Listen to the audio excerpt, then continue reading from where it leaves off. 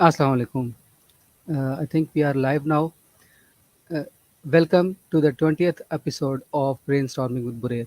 Brainstorming with Burer, जैसा कि आप सब जानते हैं, अब इसकी 20वीं एपिसोड हो चुकी है। हम तकरीबन 19 मेहमानों तक पहुंच चुके हैं और 19 मेहमान वो थे जिन्होंने कुछ अपनी ज़िंदगी में किया और ख़ुसूसन माइंड साइंसेस के बारे में वो कुछ ना कुछ जानते थे। और आज के मेहमान भी माइंड साइंसेस से मुतल्लिक बहुत कुछ जानते हैं और इनका ताल्लुक जापान से है। जापान में रहते हुए इन्होंने काफ़ी वक्त गुजारा है।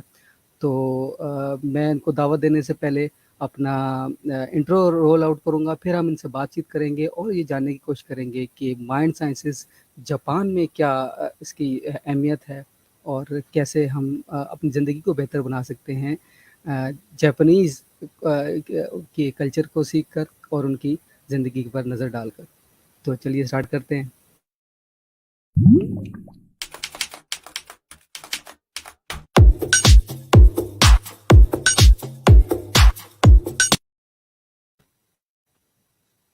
अस्सलाम वालेकुम।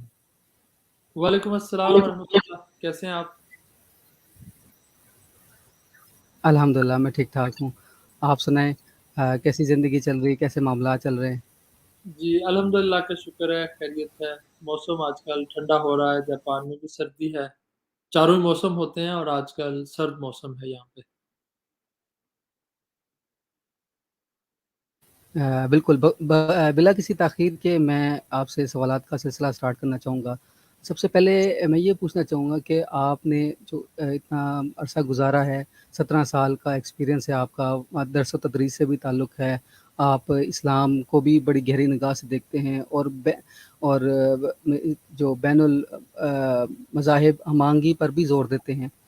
तो कैसा एक्सपीरियंस रहा आपका जापान में ये सारा कुछ लेकर, इन सारी चीज़ों पर अगर हम नज़र दौड़ाएँ तो? जी, अल्लाह के फज़ल से बहुत अच्छा रहा। एक तो इस लिहाज़ से कि मज़हबी तौर पर जो मुल्क मुकम्मल तौर पर आज़ाद है, दूसरे मज़ाहिब का एहतराम भी पाया जाता है। और 1889 में जापान में मेजी बादशाहत का दौर था। उस वक़्त से जापान में ये कानून बना कि जापान में मज़हबी आज़ादियाँ होंगी। जो मज़हब चाहे अपना यहाँ पर तबलीग कर सकता है, प्रचार कर सकता है। मुसलमान है तो वो मस्जिद बना सकता है, हिंदू अपना मंदिर बना सकता है। यहाँ का मज़हब शिंतोइज़्म है, वो तो यहाँ का है ही। बुद्धिज़्म भी बाहर से आया, वो अपना टेंपल बनाकर अपना प्रचार कर सकते हैं और बाकी मज़ाहिब भी। इवन के क्रिश्चियन भी, मसीहियत भी यहाँ पर काफ़ी हद तक पाई जाती है। तो इस हवाले से जापान चूँकि मज़हबी तौर पर निहायत एक रवादाराना मुआशरे पर मबनी मुल्क है, इस लिहाज से हर मज़हब के लिए ये मौक़े हैं कि वो अपने मज़हब की खूबियाँ बयान कर कर लोगों के सामने बैनुल मज़ाहिब हम-आहंगी का भी एक मौका पैदा करें और दूसरा इस रंग से अपने-अपने मज़हब की खूबियाँ बयान करें। आम तौर पर दूसरे मज़ाहिब को क्रिटिसाइज़ करने का यहाँ पर रिवाज कम है या नहीं है बल्कि। जब भी इस तरह के मौक़े होते हैं, हमारे मुसलमान मसाजिद में भी जापानी आते हैं, दूसरे मज़ाहिब के लोग आ जाते हैं, बड़ी मोहब्बत से, एहतराम से। मुसलमानों का जो कल्चर होता है, उसको पहले ही देख कर आते हैं कि मुसलमान ये लिबास पसंद करते हैं, औरत है तो वो सर ढाँप कर आना चाहती है, गो कि उनके लिए तो फ़र्ज़ नहीं है। और अगर वुज़ू का किसी को पता हो तो वुज़ू करके आना चाहते हैं। बाज़ दफ़ा हमने देखा, इफ्तार वग़ैरह के मौके पर जापानियों को दावत दें कि हमारे साथ आएँ, इफ्तार करें। तो कई जापानी इंटरनेट वग़ैरह से तहकीक करके तो रोज़ा रख कर उस दिन इफ्तार में शामिल होते हैं। कहते हैं हमें अच्छा नहीं लगता कि आपने बुलाया, आप रोज़े से हों और हम वैसे ही खाने के लिए आ जाएँ। तो मतलब हर सेंटिमेंट जो है मज़हबी उसके लिए बड़ा एहतराम पाया जाता है इनमें। और इसी तरह मैं भी ज़ाती तौर पर बड़ी कोशिश करता हूँ कि जो जापान के मज़ाहिब हैं, इनकी ट्रेडिशन, इनका कल्चर और तहज़ीब व सकाफ़त है, उसको भी इज़्ज़त की निगाह से देखा जाए, क्योंकि ये इस्लाम की तालीम भी है। हाँ, हुज़ूर सल्लल्लाहु अलैहि वसल्लम ने एक मौके पर ये बात बयान फ़रमाई थी कि इज़ा जाअ करीमु कौमिन फ़अकरिमूहु, कि किसी भी कौम का कोई मुअज़्ज़ज़ आदमी आपके पास आए तो उसकी इज़्ज़त व इकराम करें। तो इसमें बहुत सी बातें हमें समझा दी गई हैं। दूसरों की इज़्ज़त और एहतराम का दर्स दे दिया गया है। कुरान करीम में भी जा बजा ये दर्स और नसीहत हमें मिलती है। तो इस हवाले से मैं कहूँगा कि यहाँ बैनुल मज़ाहिब हम-आहंगी के हवाले से, दूसरे मज़ाहिब से मेल मुलाकात के नतीजे में मुझे ये बात बड़ी अच्छी लगी کہ ہر مذہب کے پاس یہ موقع ہے کہ وہ اپنی خوبیوں کو، اپنے مذہب کے اچھے جو پوائنٹس ہیں، باتیں ہیں، ان کا اظہار کرے، دوسرے کی باتوں کو احترام سے سنے بھی، اور یوں ایک رواداری کے معاشرے میں دونوں ایک دوسرے کے باہم احترام کے ساتھ آگے بڑھیں۔ اور پھر پبلک میں لا اکراہ فی الدین کو تو ہم بھی مانتے ہیں، جاپانی کانسٹیٹیوشن میں بھی یہی بات ہے مذہبی آزادی کی، تو پھر جس کی جو مرضی ہو، جو کسی کو اچھا لگے وہ مذہب وہ اختیار کر لے۔ تو یہ جاپانی معاشرے کی بہت خوبی ہے جو ہمیں بہرحال ان کو ممتاز رنگ میں ہمیں ہمارے سامنے نظر آتی ہے۔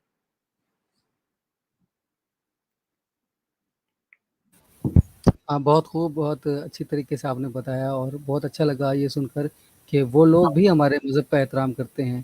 تو یہ تو سب سے پہلی چیز ہے، ہمارے مذہب نے بھی یہ سکھایا ہے کہ ہر مذہب کے اس طرح کی کوئی اور کوالٹیز جو آپ کی، کیونکہ کچھ تو آپ نے بتائی ہیں ابھی، کچھ اور جو جن سے ہم سیکھ سکتے ہیں، ایک پاکستانی یا ایک انسان ہونے کے ناطے ہم جو سیکھ سکتے ہیں، وہ کیا جی، چیزیں ہیں؟ ابھی تو چند باتیں میں نے صرف مذہبی حوالے سے بیان کی، لیکن جب ان کی قومی خوبیوں کا ذکر کریں تو یقین مانیں بہت ہی خوبیوں والی قوم ہے۔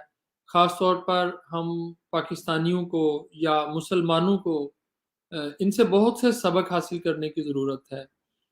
دراصل تو اسلام کی تعلیم اس طرح کی آلریڈی موجود ہے، ہماری رہنمائی کر رہی ہے، لیکن بعض دفعہ نظر آتا ہے کہ مسلمان تو کہیں کہیں اس تعلیم کو بھولے ہوئے ہیں۔ لیکن جاپانیوں میں یہ ہے کہ جو تعلیم یا جو روایت یا تہذیب ان کی ہے وہ اس کے ساتھ چمٹے ہوئے ہیں۔ مثلاً اطاعت کی قرآن کریم میں بھی بڑی تعلیم پر زور دیا گیا ہے، اللہ اور رسول کی اطاعت کا کہا گیا، اولی الامر کی اطاعت کا کہا گیا جو ہمارے صاحب امر اور حکومت ہوں۔ تو جاپانی قوم کی ایک یہ خوبی ہے کہ ان میں اطاعت گزاری کا پہلو بہت زیادہ پایا جاتا ہے۔ اپنے حکام کی اطاعت کرنا، اپنے بڑوں کی اطاعت کرنا، اپنے بڑوں کی عزت کرنا، بڑوں کا احترام کرنا، یہ ان کی بہت بڑی خوبی ہے۔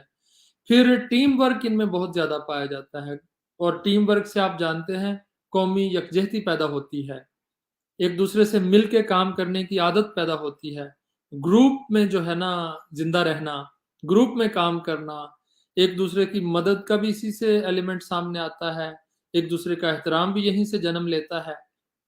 تو یہ بھی جاپان کی بہت بڑی خوبی ہے۔ پھر اس کے بعد آگے چلیں تو آنیسٹی میں بھی یہ قوم بڑی غیر معمولی مقام رکھتی ہے، بہت ایماندار قوم ہے، اور ایمانداری کے ساتھ ایک اور صفت جو ہے وہ سچائی کی ہوتی ہے۔ جاپانی سچائی کے معاملے میں بھی غیر معمولی قابل صفت جو قوم ہے، ان کی ہم وصف بیان کر سکتے ہیں، ان کی تعریف کر سکتے ہیں، اتنی سچی قوم ہے۔ تو یہ ایسی خوبیاں ہیں جو اس قوم کو دوسری اقوام سے ممتاز کرتی ہیں۔ پھر محنت کی عادت ان میں کمال درجے تک جو ہے کوٹ کوٹ کر بھری ہوئی ہے۔ اتنی محنتی قوم ہے کہ شاید ہی ایسی محنتی قوم کوئی ہو۔ اب دیکھیں میں نے ذہین نہیں کہا، بعض لوگ سمجھیں گے پتہ نہیں یہ ذہین ہے، ذہین بھی یقیناً ہوں گے، ذہین ہونا بعد میں آتا ہے۔ اگر آپ آنیسٹ ہیں، سچے ہیں، محنتی ہیں تو پھر آپ لازمی ترقی کریں گے۔ اور مجھے لگتا ہے بعض جگہ کہ جاپانی اتنے ذہین نہیں ہیں، اتنے شارپ اور شاطر نہیں ہیں جتنی اقوام دیگر بھی ان سے ہو سکتی ہیں، لیکن یہ اپنی ایمانداری کے بل پر، اپنی سچائی کے بل پر، محنت کے بل پر دنیا پہ چھائے ہوئے ہیں۔ بہت زبردست، اور یہ جو ذہین اور دوسرا جو فرق بتایا آپ نے محنتی کا، یہ بالکل واضح ہے، اور سمجھ سکتا ہوں میں ان چیزوں کو ایز اے مائنڈ سائنسز کو سمجھتے ہوئے اور پڑھتے ہوئے کافی وقت گزر چکا ہے، تو یہ چیزیں بہت معنی رکھتی ہیں کسی بھی انسان کی کامیابی میں یا ناکامی میں۔ تو کیونکہ ریکی یہ لفظ جاپان سے آیا ہے، اور جب میں نے آپ کا نام سنا اور جب میں نے آپ کا پروفائل دیکھا تو میرے ذہن میں فوراً ریکی آیا، کیونکہ مجھے اور تو کچھ جاپان کے بارے میں نہیں پتہ۔ میں نے ریکی سیکھی تو ریکی کے بارے میں یہی بتایا جاتا ہے کہ یہ ریکی لفظ جاپان سے آیا ہے۔ تو اس کا میننگ کیا ہے؟ کیونکہ آپ وہاں رہتے ہیں اور آپ بہتر بتا سکتے ہیں، تو کیا بتانا چاہیں گے کہ اس کا کیا جی، معنی ہے اور اب کیا؟ جاپانی زبان کو، اس کے معنوں کو بتانے سے پہلے جاپانی زبان کی ایک ڈسٹنکشن بتانا چاہتا ہوں کہ جیسے اردو ہے، انگریزی ہے، فارسی، عربی ہے، تو ان زبانوں میں حروف تہجی ہوتے ہیں، 26، 28، 30، 40، 50 زبانوں میں حروف تہجی ہوتے ہیں۔ لیکن جاپانی زبان ایسی ہے، بلکہ چینی زبان بھی اس کے ساتھ، یہ دونوں زبانیں ایسی ہیں جن میں اس طرح حروف تہجی نہیں ہوتے۔ اب جدید زبان میں چند حروف تہجی بنا بھی لیے گئے، لیکن ایکچوئل جو ٹریڈیشنل کلاسیکل چائنیز ہے اور جاپانی ہے، اس میں حروف تہجی نہیں، بلکہ ایک کریکٹر ہوتا ہے، اور وہ کریکٹر ہی معنوں کو ڈیفائن کرتا ہے۔ اب جو آپ لفظ بتا رہے ہیں رے کی، یہ دو کریکٹرز کا مجموعہ ہے، یہ دو الفاظ کا کمبینیشن ہے، دو حروف مل کر یہ رے اور کی کا لفظ جو ہے ایک معنی پیدا کرتا ہے۔ اس میں پہلا حرف ہے، پہلا لفظ ہے رے۔ رے جاپان میں روح کو کہتے ہیں، اسپرٹ کو بھی کہتے ہیں، سول کو بھی کہتے ہیں۔ تو رے کئی لحاظ سے بولا جاتا ہے جاپان میں۔ اسپرچول انسان کی ایک جو میننگ جس جگہ سے آنے ہوں، اس کے لیے بھی یہ رے کا لفظ بولا جائے گا، اور بھی بہت سی جگہوں پہ آئے گا۔ اور اس کے بعد ہے کھی۔ اب کھی کا مطلب فیلنگ بھی ہے، لیکن انرجی ہے، پاور ہے۔ مثلا بجلی جس طرح کہتے ہیں، تو بجلی کو جاپانی زبان میں دینگ کھی کہتے ہیں، مطلب کہ وہ پاور، وہ طاقت جو الیکٹریسٹی کے لیے ایک پاور کی طرح مطلب کام کرتی ہے۔ تو اس میں جو کھی ہے اور رے کی میں کی ہے، یہ دونوں ایک ہی حروف ہیں۔ اب رے میں رے لفظ جو ہے وہ اسپرچویلٹی کو بیان کرتا ہے، روحانیت کا معنی اس میں شامل ہے، اور کھی میں پاور ہے۔ تو سمجھیں اسپرچول پاور، کوئی میراکلس پاور، اور کوئی سپر جو ہے مطلب بڑی پاور اس میں شامل ہو، تو اس کے لیے یہ رے کھی کا لفظ بولا جاتا ہے۔ اب آپ اس کے بارے میں زیادہ جانتے ہوں گے، آپ کا اس کے بارے میں اپنی تحقیق اور نالج بھی ہے، لیکن جو مائنڈ سائنس کہیں یا جو روحانیت کے ذریعے سے بعض ہیلنگ کی دنیا میں سائنسز رائج ہو چکی ہیں یا رواج پا رہی ہیں، اس طرح کی سائنس کو ڈیفائن کرنے کے لیے یہ رے کی کا لفظ بولا جاتا ہے۔ بہت خوب۔ میں نے پہلی دفعہ اتنا جامع اور اتنا بہت ہی آسان الفاظ میں اس کا مطلب میں نے سمجھا ہے اور سنا ہے۔ بہت کم لوگوں کو اس کا مطلب پتہ ہوتا ہے، اور بہت شکریہ اس چیز کا۔ اگلا سوال میرا یہ ہوگا کہ آپ نے کوئی ریکی ہیلر وہاں دیکھا ہو، یا آپ نے کہیں آبزرو کیا ہو کہ وہ کیسے ہیل کرتے ہیں؟ کیونکہ ہمارے یہاں تو ہم نے تو جو کتابوں سے سیکھا ہے یا ٹیچر سے سیکھا ہے، اور وہ بھی کسی نہ کسی سے سیکھ کے آتے ہیں، لیکن کیونکہ آپ وہاں خود موجود ہیں تو آپ نے ظاہر ہے کوئی نہ کوئی مشاہدہ کیا ہوگا، تو وہ جی کیسے اس چیز کو؟ جی، میں پرسنلی تو میں اپنا میرا ظاہر ہے فیلڈ ہے مذہب اور بین المذاہب اور ریسرچ اور پڑھنا اور لکھنا، اور میں اس پہ ہی اپنا فوکس اس پہ رکھتا ہوں۔ لیکن جیسے کہ آپ نے کہا، اس رنگ میں یقیناً میں اس سوسائٹی میں چونکہ رہتا ہوں، تو اس کو دیکھ چکا ہوں کہ یہ کس طرح یہ جو سائنس ہے یہ عمل کیسے کرتی ہے، اور لوگ اس کو یوز کر کے کیا طریقہ کار اپناتے ہیں۔ میرے دوست بھی ہیں جو اس طرح کی سپر سائنس کے ذریعے سے، روحانی سائنس کے ذریعے سے وہ دعویٰ یہی کرتے ہیں کہ ہم مریضوں کا علاج کرتے ہیں۔ ایکچولی یہ جاپانی جو ٹریڈیشنل مذہب ہے اس کا نام ہے شنتوئزم، اور جاپان میں بہت زیادہ جو امپریشن ہے مذہب کے اوپر بھی، ان کے سوسائٹی پہ بھی، وہ چائنا سے آیا ہے۔ اور چائنا کا ایک مذہب ہے تاؤزم، آج کل اس کو داؤزم بھی کہتے ہیں، بعض لوگ پروناؤنس کرتے ہیں، تو تاؤزم یا داؤزم، اس کی فلسفی بھی چائنا میں آئی ہے۔ تو داؤزم کی فلسفی میں بھی میڈیٹیشن، توجہ اور غیر معمولی توجہ کے نتیجے میں جو ایک پاور جنریٹ ہوتی ہے، اس کا تصور موجود ہے۔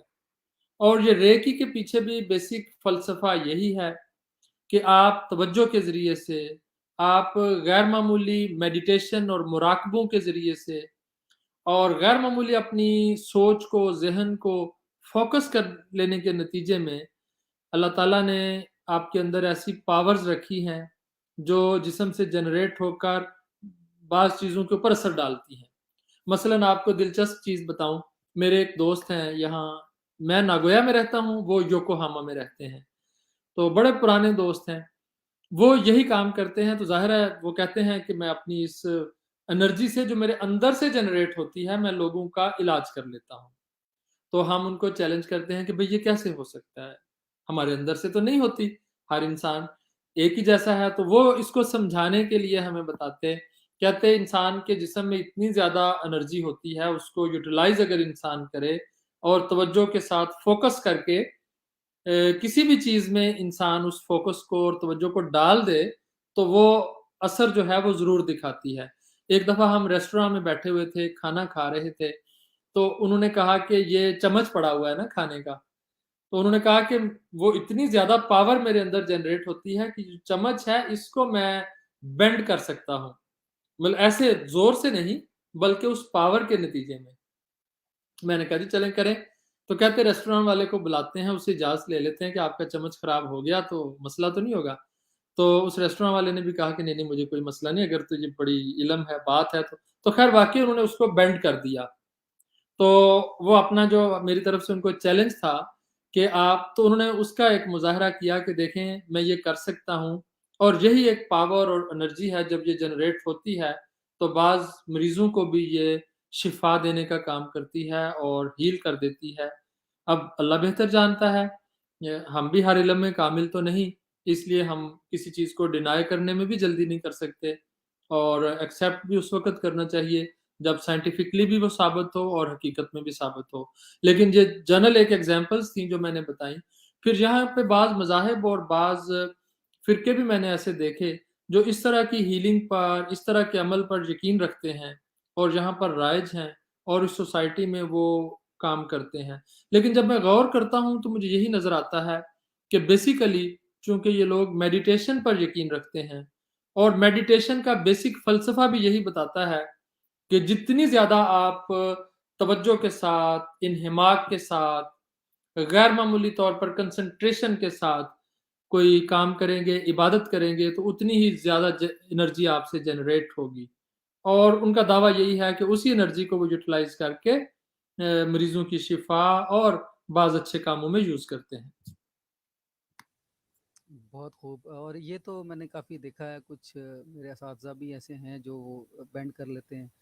और हाँ, ये इसमें ये बात भी दुरुस्त है कि जो ध्यान है, फ़ोकस है, वो अगर आपका कामिल हो, और क्योंकि हमारे मज़हब में भी है, जब हम किसी को सूरह अल-हम्द पढ़ के फूँकते हैं या कोई सूरत पढ़ के या कोई दुआ देते हैं, तो वो भी एक एनर्जी ही होती है, उन अल्फ़ाज़ की, उन गुड एनर्जी जो क्रिएट होती है, उससे बिल्कुल अ, मैं बिल्कुल इत्तेफ़ाक करता हूँ आपके आपकी बात से।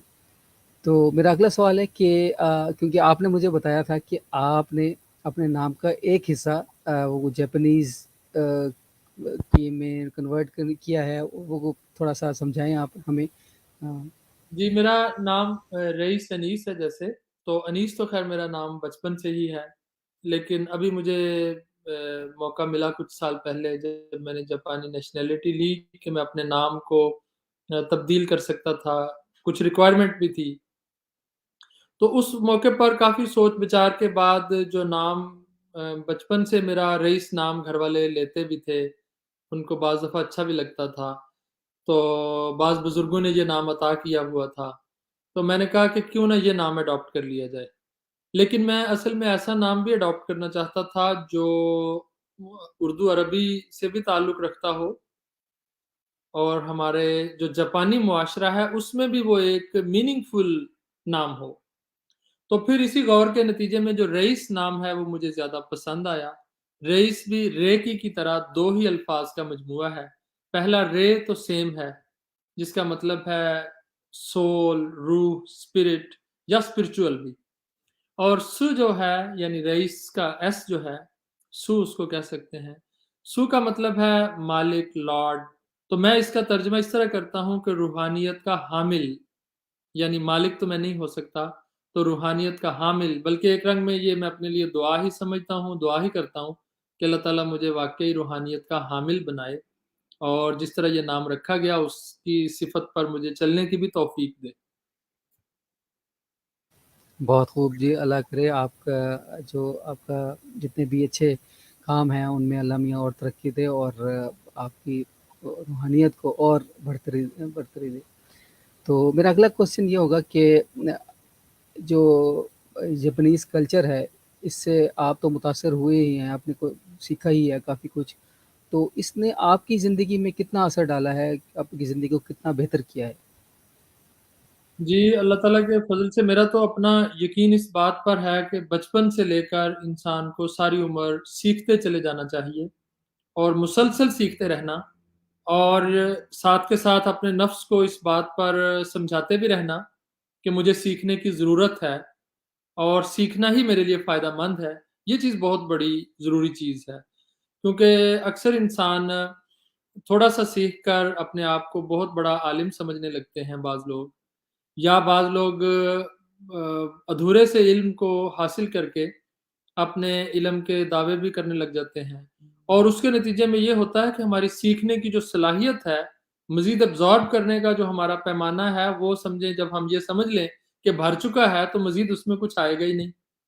تو میرا اپنا یہ خیال ہے کہ ہمیں ہمیشہ سیکھتے رہنا چاہیے، اور اسی طرح جاپان میں آ کر بھی جو پہلے دن سے لے کر اب تک بے شمار چیزیں سیکھیں، اس قوم سے بھی بڑی اعلیٰ اخلاقی چیزیں بھی حاصل ہوئیں اور سوشل چیزیں بھی بڑی سیکھنے کو ملیں۔ اس جاپانی قوم کی جو اچھی عادات ہیں، ان کو بھی آبزرو کرنے کا موقع ملا، اور یقیناً ہر قوم میں بعض مسائل اور ایسی چیزیں بھی ہوتی ہیں، 100% تو انسان کامل نہیں ہوتا۔ ہم یہ عقیدہ رکھتے ہیں کہ ہمارے پیارے رسول صلی اللہ علیہ وسلم انسان کامل تھے، تو باقی ہر قوم، ہر انسان جو ہے کچھ اس کے اندر پازیٹیو چیزیں ہوتی ہیں، کچھ نیگیٹو بھی ہوتی ہیں، قابل اصلاح بھی ہوتی ہیں۔ تو اس لحاظ سے جاپانی قوم کی بعض ایسی خوبیاں ہیں، جیسے وقت کی پابندی ہے، وعدہ ایفا کرنا ہے، یہ ان میں بہت زیادہ پایا جاتا ہے، اور آپ دیکھیں قرآن کریم یہی کہتا ہے کہ وہ مومن فلاح پا گئے، وہ فلاح پانے والے ہیں، کامیاب ہونے والے ہیں، جو وعدوں کو پورا کرتے ہیں۔ عہدوں کو پورا کرنے والوں کی بھی قرآن میں خوبی بیان ہوئی۔ تو اب یہ وقت پر نماز پڑھنے کی بھی ہمیں تعلیم دی گئی، تو گویا وقت کی قدر کرنے کا ہمیں ایک مفہوم سمجھایا گیا ہے۔ تو جاپانی قوم اس طرح وقت کی پابند قوم ہے، اتنی وقت کی پابند ہے کہ آپ کو مطلب جو اپوائنٹمنٹس ہوتی ہیں ملنے کے لیے جاپانی آتے ہیں، ساری زندگی میں کبھی ایک موقع بھی اب تک 17 سالوں میں میرا خیال ایسا نہیں آیا کہ کوئی آنے والا ملنے والا جاپانی لیٹ ہو گیا ہو، اور بعض دفعہ جلدی آ جاتے ہیں وہ، لیکن جلدی آنے کی صورت میں بھی باہر کھڑے رہتے ہیں کہ ہم ان کو تنگ نہ کریں، اور اینڈ ٹائم کے وقت جو پورا مقرر ہوتا ہے وقت، اس وقت وہ گھر میں داخل ہوتے ہیں یا آفس میں یا جو بھی ملنے کی جگہ ہے۔ تو اس طرح ان کی یہ خوبیاں ہیں۔ پھر قانون کی پابندی ان کے اندر بہت زیادہ ہے، ہمیں تو بچپن سے اس کی اتنی عادت نہیں ہوتی۔ سڑک کا سگنل فالو کرنا ہے، اور جو بھی باقی قوانین ہیں ان میں پابندی کرنے میں جاپانی قوم کا ایک خاص نام ہے، اور اس بارے میں ایک خاص ان کی عادت ہے کہ بعض کام صرف اس وجہ سے نہیں کرتے کہ یہ ایک قانون بن گیا ہے اور مجبوری ہے، بلکہ اس وجہ سے بھی کرتے ہیں کہ یہ ہمارا قومی فرض ہے۔ تو قومی فرض شناسی بہت زیادہ ہے، یہ بھی ان سے سیکھنے کو ملتی ہے۔ پھر دوسروں کی جو مدد اور دوسروں سے ہیلپ کرنے کا جذبہ ہے، وہ ان میں بہت زیادہ پایا جاتا ہے۔ شروع میں نے بیان کیا تھا ٹیم ورک، تو ظاہر ہے یہ ٹیم ورک سے ہی پیدا ہوتا ہے کہ ایک دوسرے کی مدد کرنی، سوسائٹی میں آپس میں مل کے اپنے نظام کو چلانا، محلے کی صفائیاں کرنی، یہ ان میں عام باتیں ہیں۔ آپ کو پتہ ہے جیسے ہمارے اسلام میں تو صفائی کا بہت بڑا مقام بیان ہوا ہے، لیکن اس کے باوجود صفائی کے معیار میں ہم لوگ بہت پیچھے ہیں۔ لیکن جاپان میں اتنی زیادہ صفائی ہوتی ہے، آپ کو میں بتاؤں، جس طرح ہم ہائی وے پہ سفر کر رہے ہوتے ہیں، بعض سڑکوں پہ جا رہے ہوتے ہیں، راستے میں ٹوائلٹس بنے ہوتے ہیں، کبھی بریک کریں تو اتنا صاف ستھرا ٹوائلٹ ہوتا ہے کہ پاکستان میں آپ سمجھ لیں 3 اسٹار، 4 اسٹار، 5 اسٹار ہوٹل میں جس معیار کا ٹوائلٹ ہے اس طرح کا ٹوائلٹ ہوتا ہے۔ اور جب ٹوائلٹ میں جائیں تو ایک جگہ میں نے دیکھا ایک فقرہ لکھا ہوا تھا سامنے، تو جاپانی میں یہ لکھا تھا کہ ٹوائلٹ سے پیار کریں اور یہاں اس ماحول کو صاف ستھرا رکھیں، اور یہ فکرے تو اکثر لکھے ہوتے ہیں کہ آپ استعمال کر کے جا رہے ہیں لیکن اپنے بعد میں آنے والوں کا بھی خیال رکھیں۔ تو مراد ہے کہ صفائی کا نہایت اعلیٰ معیار ہے اس قوم کا۔ پبلک پارکس ہیں، بہت ساری جگہیں ہیں، آپ جب وہاں جائیں تو آپ دیکھتے ہیں کہ گندگی کا تصور تک نہیں، اور جو اسلام کی تعلیم تھی کہ صفائی نصف ایمان ہے، اب یہ ایمان کے لیے اس طرح تو یہ قوم ایمان نہیں رکھتی اسلام پر، لیکن جو ان کے اخلاق ہیں، ان کے اعمال ہیں، وہ نظر آتا ہے کہ یقیناً اسلام کے مطابق ہے۔ تو یہ سارے خواص اور یہ ساری چیزیں ان سے سیکھنے کا موقع ملتا ہے، اور اپنی زندگی میں بھی ان کو اڈاپٹ کرنے کا موقع ملتا ہے۔ بچے میرے یہاں کے اسکولوں میں پڑھتے ہیں، اسکولوں سے بہت سی چیزیں سیکھنے کا موقع ملتا ہے، بچوں سے پھر انسان سیکھتا ہے۔ تو اب تک سیکھ رہے ہیں، اور آئندہ بھی اللہ تعالیٰ مزید سیکھنے کی جو ہے عقل اور صلاحیت وہ پیدا کرتا چلا جائے۔ بہت خوب، جو وقت کی آپ نے بات کی اس سے مجھے یاد آیا کہ جسٹ ان ٹائم ٹیکنیک جو ہے وہ بھی جاپانیز نے دی تھی۔ غالباً ٹویوٹا موٹرز نے انہوں نے ایک ڈلیوری کی کہ کتنے وقت میں ہماری گاڑیاں بنیں اور بن کے باہر نکل جائیں، اور اس کی ٹیکنیک دی تھی، اور وہ ہم پڑھا کرتے تھے جب ہم کالج میں ہوا کرتے، تو جسٹ ان ٹائم ٹیکنیک کہلاتی تھی۔ بالکل، بلا شبہ یہ جاپانیز جو ہیں انہوں نے بہت کمال کیے ہیں اپنے وقت کو عمل و خاطر رکھتے ہوئے۔ کیونکہ آپ سے بات ہوئی تھی تو مجھے یاد ہے، آپ جب پہلے ملاقات ہوئی آپ سے ورچوئل، تو آپ نے بتایا کہ آپ نے جاپانیز بہت جلدی سیکھ لی، اور میں بھی مائنڈ سائنسز کے ذریعے بتاتا ہوں لوگوں کو اپنے چینل کے ذریعے کہ میموری کس طرح بہتر کی جائے، کس طرح چیزیں افیکٹولی ہم سیکھ سکتے ہیں، کس طرح ہم بہتر بنا سکتے ہیں اپنی لائف کو۔ تو میری آواز صحیح آ رہی ہے آپ کو؟ جی جی، بالکل آ جی، رہی، ٹھیک ہے۔ ٹھیک ہے، صحیح۔ تو اس کے حوالے سے میں پوچھنا چاہوں گا کہ آپ نے اتنی جلدی جاپانیز کیسے سیکھ لی؟ اور کیونکہ آپ بتا رہے تھے کہ اس میں سمبلز ہوتے ہیں، نہ کہ حروف، نہ کہ، اور سمبل بھی لاتعداد ہیں، تو کیسے آپ نے اس چیز کو اس مینیج میں کیا؟ جی، جاپانی میں جب جاپان آیا تو تھوڑے عرصے کے لیے میں نے جاپانی زبان اسکول میں پڑھی، صرف چند ماہ کے لیے، اور اس کے بعد میں نے ساری زبان جو ہے وہ سیلف اسٹڈی کے ذریعے سیکھی۔ یہ تو نہیں میں کہہ سکتا کہ میں مکمل طور پر جاپانی پہ عبور رکھتا ہوں، ابھی بھی سیکھ رہا ہوں، لیکن یہ ہے کہ 15 16 17 سال سے مسلسل روزانہ میں کچھ حروف سیکھتا ہوں۔ اور زبان سیکھنے کے لیے 2 ہی طریقے ہیں۔ میں اگر کوئی زبان سیکھنے کا خواہش مند ہے تو اس کو کہوں گا کہ ان 2 طریقوں کو اڈاپٹ کریں۔ ایک تو نیچرل طریقہ سوچیں کہ جب بچہ دنیا میں آتا ہے تو وہ کیسے سیکھتا ہے۔ دیکھیں وہ ٹوٹے پھوٹے حروف، ٹوٹے پھوٹی چیزیں ہم سے پوچھ کر، والدین سے پوچھتا ہے، صرف پہلے نام یاد کرتا ہے چیزوں کے، بعد میں ان کو کنیکٹ کرتا ہے۔ تو یہ نیچرل طریقہ ہے۔ سینٹینس سیکھ کر یا وہ پوری طرح گرامر سیکھ کر تو کوئی بچہ زبان سیکھنے کا آغاز نہیں کرتا۔ تو یہ نیچرل طریقہ ہے، اگر ہم کہیں جائیں تو اسی طرح ہی زبان سیکھنے کی کوشش کرنی چاہیے کہ پہلے آپ ناؤنس کو یاد کریں، جو چیز سامنے آتی ہے کسی سے پوچھ لیں، جیسے بچہ بھی پوچھ رہا ہوتا ہے کہ یہ کیا ہے، وہ کیا ہے۔ ایک تو یہ طریقہ ہے، اور مختصراً دوسرا طریقہ آپ کو یہ بتاؤں کہ جس طرح جاپانی زبان ہے، یہ کریکٹر کی زبان ہے، تو اس کو ہاتھ سے لکھنا ضروری ہے۔ اگر آپ کمپیوٹر میں بھی میں لکھ سکتا ہوں، لیکن کمپیوٹر میں لکھنے سے اتنی انرجی اور فوکس اس کے اوپر نہیں ڈلتا، اور اس وجہ سے مجھے وہ یاد بھی نہیں رہتی۔ لیکن اگر میں ہاتھ سے لکھتا ہوں تو میرا اپنا جو نفس اور ہاتھ کا پین اور مکمل جو میرے حواس ہیں وہ اس کے ساتھ اٹیچ ہو جاتے ہیں، اور پھر میری آنکھیں بھی اس کی طرف متوجہ ہوتی ہیں، میرا ہاتھ اور انگلی بھی اس کے ساتھ جو ہے وہ اٹیچ ہو جاتی ہے، تو مجھے نسبتاً وہ میموری میں چیز رہنی زیادہ اس کے لیے اسباب مہیا ہو جاتے ہیں۔ تو اگر کوئی زبان سیکھنا چاہتا ہے تو پہلا تو وہ نیچرل طریقہ اڈاپٹ کرے جو بچے جس طرح سیکھتے ہیں، کیونکہ قدرت نے یہی نظام ہمیں سمجھایا ہے۔ اور دوسرا یہ ہے کہ اگر لکھ لکھ کر وہ سیکھیں گے، لکھنے کی عادت ڈالیں گے، ہمیں بچپن میں تختیاں لکھائی جاتی تھیں، وہ بھی یہی چیز تھی۔ تو جتنا آپ لکھیں گے اتنی چیزیں زیادہ آپ کی یادداشت میں رہیں گی۔ ڈائریاں لکھنا بھی لوگوں کی بڑی اچھی عادت ہوتی تھی ماضی میں، اب تو پتہ نہیں کوئی لکھتا ہے کہ نہیں۔ تو یہ لکھنے کا عمل جو ہے وہ سیکھنے کے لیے بہت زیادہ پاورفل ایک ٹول ہے، اس کو اڈاپٹ کرنا چاہیے۔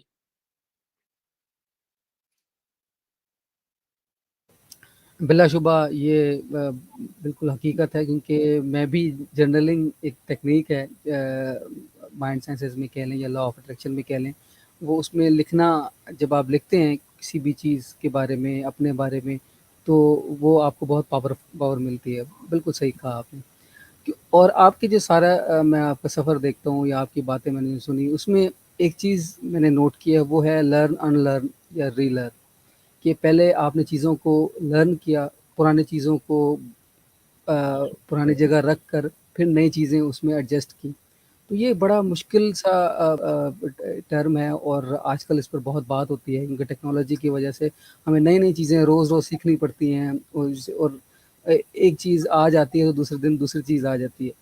تو آپ اس ٹیکنیک کو کیسے سمجھتے ہیں، اور اگر کوئی نئی چیز سیکھنا چاہے، کوئی بھی نیا کام کرنا چاہے، تو اس کے لیے آپ کیا تجویز کریں گے؟ وہ کس طرح یہ لرن ان لرن اور ری لرن کو اپنائے؟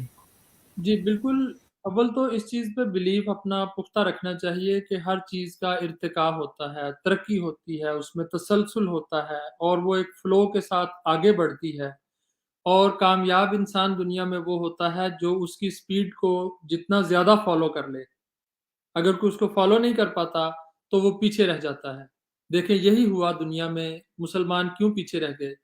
آپ 15ویں صدی تک دیکھیں، 16ویں صدی تک دیکھیں، مسلمان دنیا میں عروج میں تھے، سائنس میں بھی ان کا ایک مقام تھا، علم اور حکمت میں بھی ان کا نام تھا، اور باقی معاملات میں بھی وہ دنیا کو لیڈ کر رہے تھے. لیکن جو ہی انڈسٹریل ریولوشن آیا، اس کے بعد ہم نے ان چیزوں کو اڈاپٹ کرنے میں سستی دکھائی. ہم نے سیکھنے کا جو عمل تھا وہ اتنا اپنا پست کر دیا کہ لوگ جہازوں پر تھے اور ہم پیدل ان کا مقابلہ کرنا چاہ رہے تھے. تو یہ جو ایوولوشن ہے، ترقی ہے، ارتقاء ہے، تسلسل ہے، اس کے ساتھ چلنا، اس کو فالو کرنا، اس کی سپیڈ کے ساتھ اپنے آپ کو ہم آہنگ رکھنا، یہ دنیا میں کامیابی کا بہت بڑا گر ہے. اس کو ہمیں اختیار کرنا چاہیے، ہمارے نوجوانوں کو بھی اس کو اڈاپٹ کرنا چاہیے. نئے جو راستے، نئی جو سوچیں، نئے جو زاویے دنیا کے سامنے آتے ہیں، ان کو جلد از جلد ان کو سمجھ لینا چاہیے. ان کے ساتھ جو ان کی پازیٹیو چیزیں ہیں، ان کے اندر جو ضیاء کا اور ویسٹ کا ایلیمنٹ ہے، اس کو سائڈ پہ رکھتے ہوئے جو پازیٹیو چیز ہے، جو کریٹیو چیز ہے، جہاں پروڈکٹیوٹی کچھ نظر آئے، اس کو فوری اڈاپٹ کر کے اس پر عمل کرنے کی کوشش کرنی چاہیے. اس میں کبھی یہ نہیں سوچنا چاہیے کہ کچھ فتویٰ ہے، کچھ یہ کیا کہے گا، وہ کیا کہے گا. یہ بات اپنے ذہن میں ہمیشہ قائم رکھنی چاہیے کہ اللہ تعالیٰ رب العالمین ہے. انسان اللہ تعالیٰ کے دیے ہوئے علوم کو سائنس کے ذریعے سے، دنیا کے مختلف علوم کے ذریعے سے سمجھنے کی صلاحیت پیدا کر چکا ہے. اور دنیا کا کوئی علم ایسا نہیں جو اسلام سے کنٹراڈکٹ کرے، کوئی علم ایسا نہیں جو قرآن سے کنٹراڈکٹ کرے. ہر علم اسلامی علم ہے. حضور صلی اللہ علیہ وسلم نے یہی فرمایا ہے، یہی سمجھایا ہے، الحکمت و ضالۃ المومن، کہ جو وزڈم ہے، حکمت کی بات ہے، عقل کی بات کہیں بھی نظر آئے تو اس کو ہمیں اڈاپٹ کر لینا چاہیے. وہ مومن ہی کی میراث ہے. تو ہمیں اس بارے میں بڑا ہی اوپن مائنڈڈ ہونا چاہیے. علم کے معاملے میں مسلمانوں نے دنیا کو لیڈ کیا ہوا ہے، دنیا کی قیادت کی ہوئی ہے، اور دنیا کو بہت ساری ایجادات دی ہوئی ہیں. اور یہ ورثہ ہمیں دوبارہ واپس لینا ہے تو اس کا صرف اور صرف ایک ہی طریق ہے کہ سیکھنا چاہیے، مسلسل سیکھنا چاہیے. دنیا کی جو سپیڈ ہے علم کے بارے میں، اس سے ہم آہنگ رہنے کی کوشش کرنی چاہیے.